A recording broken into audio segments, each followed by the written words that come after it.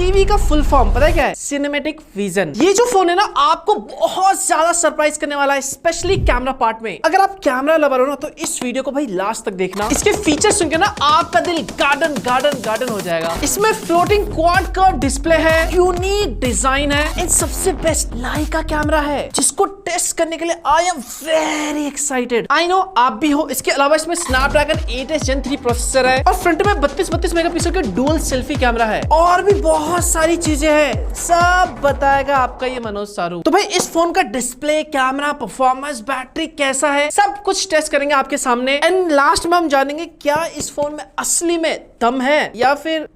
तो चलो फटाफट से खोल लेते